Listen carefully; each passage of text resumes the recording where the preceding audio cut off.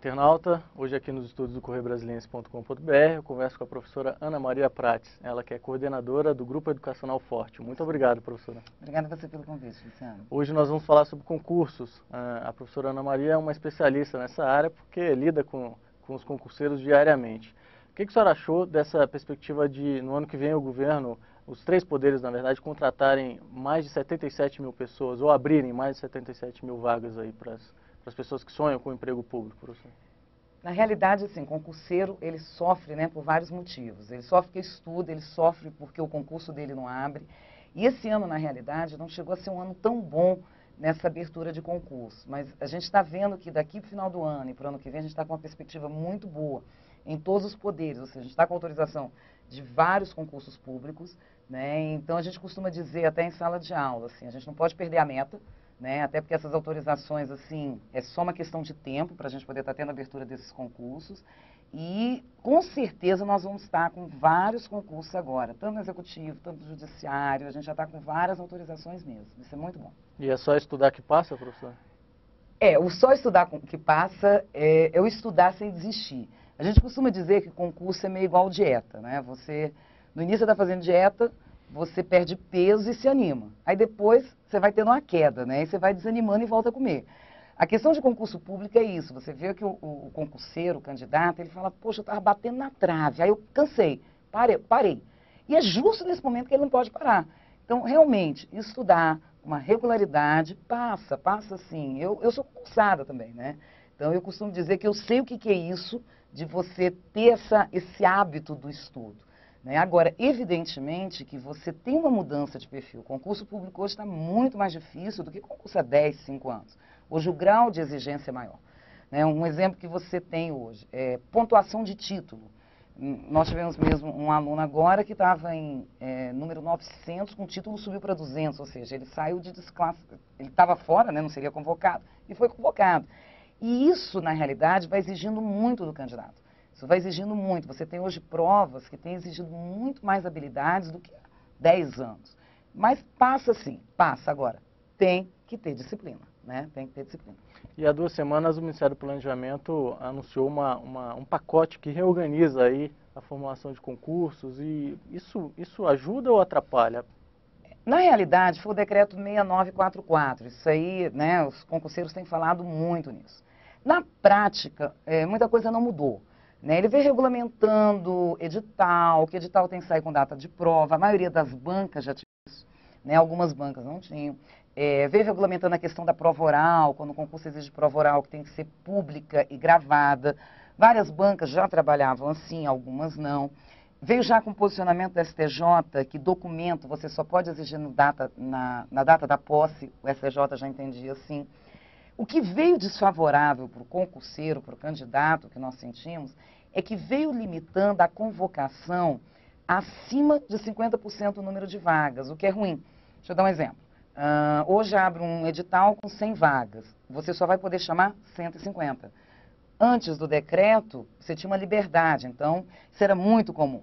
Né? Você tinha o órgão que abria só um determinado número de vagas, mas convocava todos. Então tinha 20 vagas, ele convocava 200, convocava 100, à medida que fosse abrindo vagas no decorrer, né, do prazo de validade do concurso. E isso foi ruim para o candidato. Né? Isso foi o ponto negativo do decreto. Os outros não, os outros foram favoráveis, elaborando regulamentando a questão do psicotécnico, regulamentando a questão de testes físicos também. Então ele veio estruturando, ele veio organizando o concurso. O ponto negativo que nós falamos hoje para o concursado é isso, quer dizer, o concurseiro hoje, quando ele viu que já chegou a 50% acima do número de vagas, ele viu que ele não tem mais chance de entrar. Né? Isso, na realidade, foi algo que não foi bom para quem está na fila. Né? Para quem fica naquela fila na esperança de que vai abrir vaga, ainda estamos dentro do período de validade. Mas os outros pontos foram pontos positivos mesmo. Por exemplo, hoje você tem algumas bancas que soltam edital sem data de prova, e o concurseiro fica perdido, né? Ele fica sem conseguir se organizar. Veio trazendo isso dentro de um caráter obrigacional. Né? Alguns órgãos independem de autorização do Ministério do Planejamento, nós já tínhamos as procuradorias, incluindo a Defensoria Pública da União. Isso é bom também, não? Isso é bom porque, na realidade, quando o órgão depende da autorização do Ministério do Planejamento, você já tem uma burocracia maior na abertura do concurso. né? Então, diplomata, advogados da União e agora defensor público da União. Então, você acelera o processo, né? A senhora acha que mais órgãos poderiam ter essa flexibilidade? Creio que sim, com certa mais autonomia. Quer dizer, ficou muito restrita a área jurídica, né? Então, acabou que restringiu mesmo a área jurídica, com exceção da carreira diplomata. E no caso das organizadoras, esse decreto mexe um pouco com a vida delas também? Com algumas organizadoras, sim. Algumas que ainda não seguiam um parâmetro de edital, com todas as informações, que isso é importante para o concurseiro. Você se sente seguro ao fazer uma inscrição com um concurso que você já tem tudo isso. Essas bancas vão ter que se readaptar, né? Vão ter que se readaptar. Algumas não, algumas já estavam bem adaptadas. Era muito comum nós termos em algumas bancas a prova oral não era gravada. Prova oral gravada te gera uma segurança enorme, né? Até uma possibilidade de recurso. Quer dizer, tem que ter prova gravada e pública, sem dúvida, né? Prova oral tem que ser gravada e pública. Então, algumas bancas já trabalhavam dessa forma, outras não. O que é bom dentro dessa questão do decreto, como eu disse, na prática muita coisa não mudou, porque várias bancas já seguiam essa linha, até para que você não questionasse judicialmente.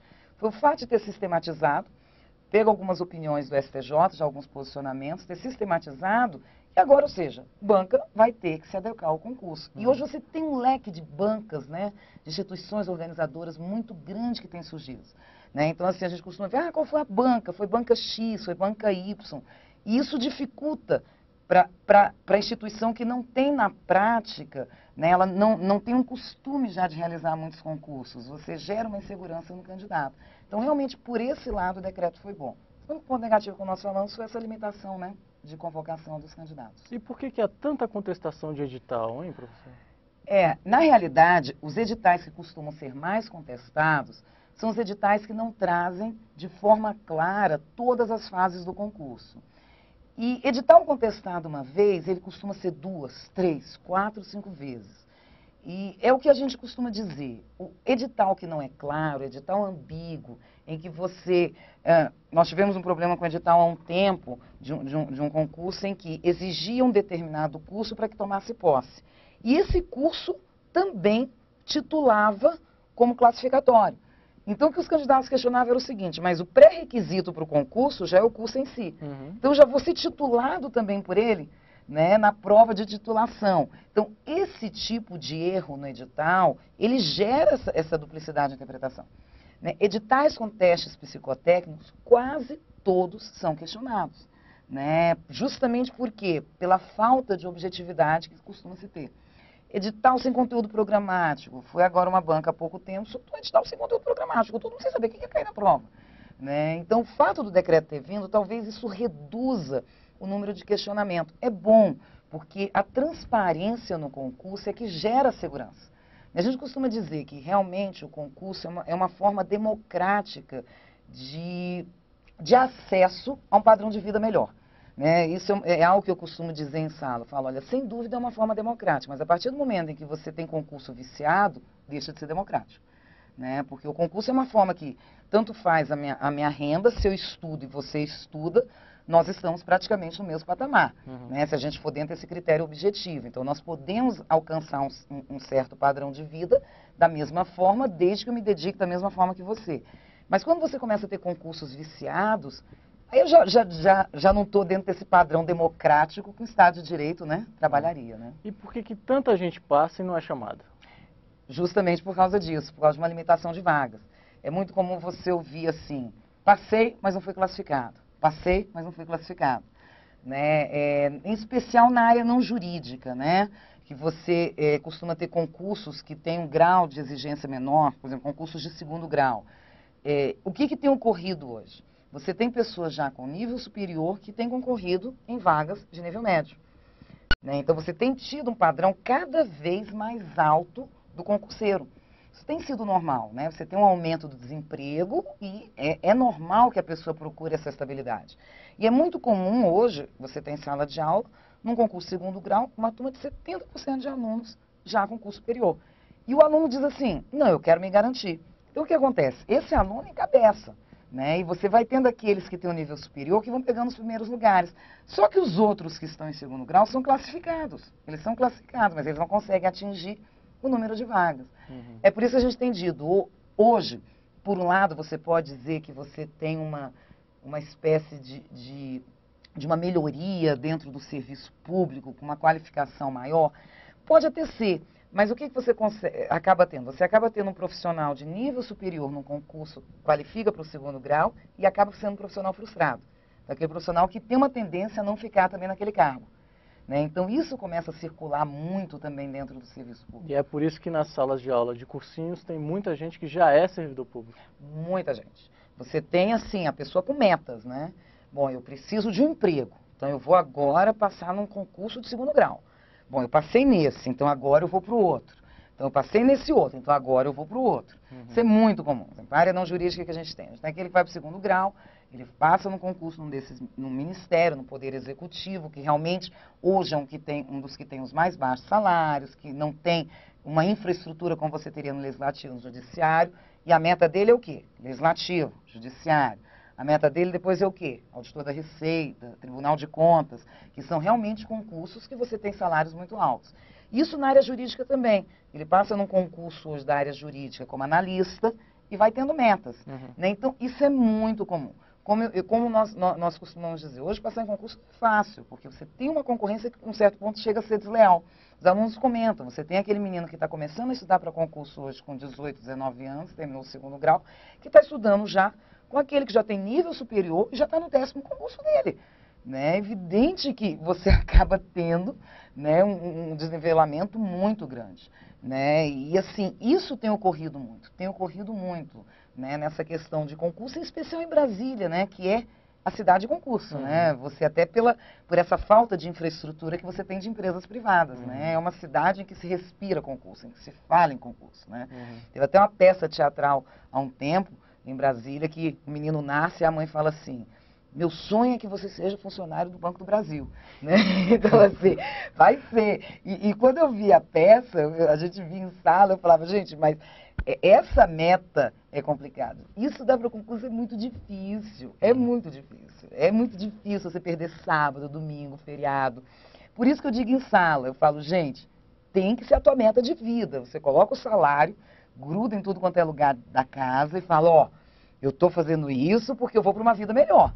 Né? Porque realmente você não dá conta, não dá conta. Chega aquele ponto que você quer abrir mão de tudo, você quer sair, quer ir para a night, quer largar, né? E realmente, aí quem ficou na fila acaba passando à tua frente. Né? Concurso é isso, né? Concurso é isso. Tá bom. Professora, muitíssimo obrigado pela sua presença aqui hoje, viu? Muitíssimo obrigado a você, Luciano. E o que a gente costuma dizer é o seguinte, gente, não desista. Aquela coisa de que, eu quase fiz gol. No próximo você vai fazer gol. Assim, sem dúvida, a tua vez chega. Agora é só não desistir. Tá bom? A gente agradece, Luciano. E a você, internauta, muito obrigado também e até a próxima.